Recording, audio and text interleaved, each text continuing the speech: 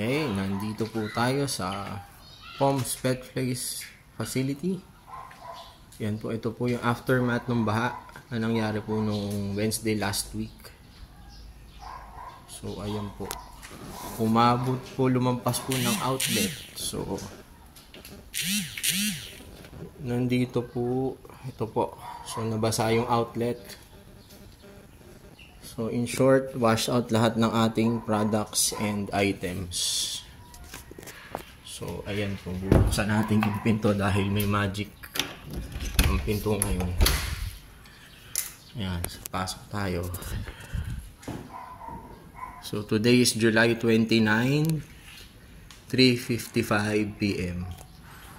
Hopefully, bukas, Tuesday, or Wednesday matapos ko nang linisin ito dahil napakahirap pong linisin. Hindi po tayo makapagsimulang mag-host dito sa floor dahil nililinis pa po yung ibang rooms dito po sa aming family compound. So ayan po yung aftermath. Yung iba nakalimang sako na ako yesterday na itapon ko na yung ibang abubot or yung mga basura. So ayan po. Actually, hindi ko pa nababawi yung mga gastos ko dito. Ganun talaga. Back to zero. Buti na lang, yung mga pets po natin, ayan po, hindi po sila na salanta. Or hindi sila na matay, in short. Yun po, naagapan po natin sila.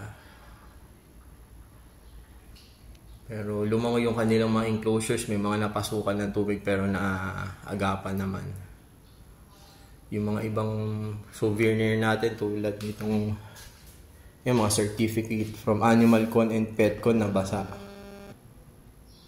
Reptile X Clock, yung Reptile X6 pa to. Ito yung sticker board natin, medyo na damage. Yung wooden horse, buti hindi namuti. Actually, nasa sahig po lahat ito. Medyo pinatong ko lang po sa lamesa yung iba. Ito yung mismong lamesa, kung nasaan ang mga papeles ay nabasa. Yan yung ibang gamit.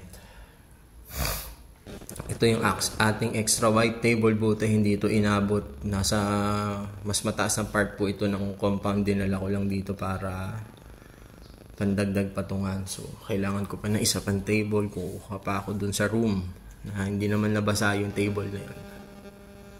So, ayun lang po. I'll keep you update sa makeover ng Pom's Pet Place. Dito po yan sa number 43 Sinaida Subdivision, Sampaguita Street, Sinaida Subdivision. So, hopefully by mid-August makapagsimula ulit tayo. Shopping tayo sa paninda soon. Sige po. Bye-bye. Muli, this is Pom Kabakang.